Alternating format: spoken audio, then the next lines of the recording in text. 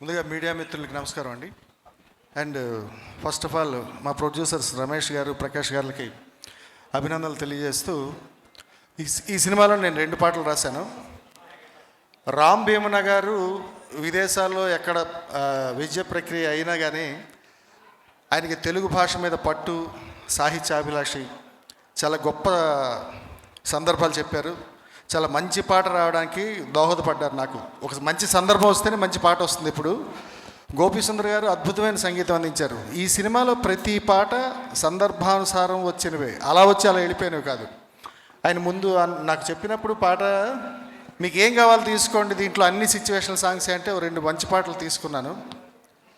బళ్ళంటూ ఒళ్ళే విరిచే ఆకాశమై గుండె కలలే పండించే కొత్త ఉదయం నువ్వా, గుండెల్లో నిండి ఎగసే కష్టాలనే తరిమే కొండల్లో ఉండే దైవం నువ్వా అని కథానాయకుడిని అనుసరిస్తూ రాసిన పాట.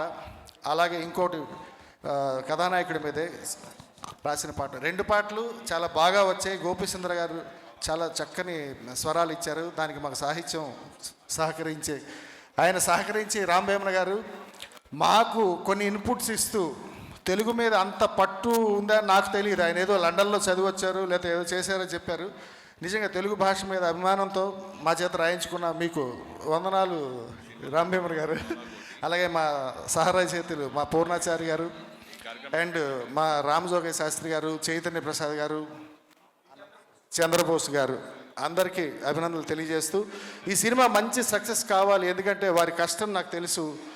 మా ప్రొడ్యూసర్స్ కానీ మా డైరెక్టర్ గారికి యాక్సిడెంట్ అయితే 6 months స్టిక్ పట్టుకునే చేశారు. ఆయన అంత కష్టంలో ఉన్న చాలా గొప్ప, ఆయన సినిమా కోసం పడే తపన మేము దగ్గరుండి చూసాం ఇంచుమించు 4 రోజుల ప్రయాణంలో.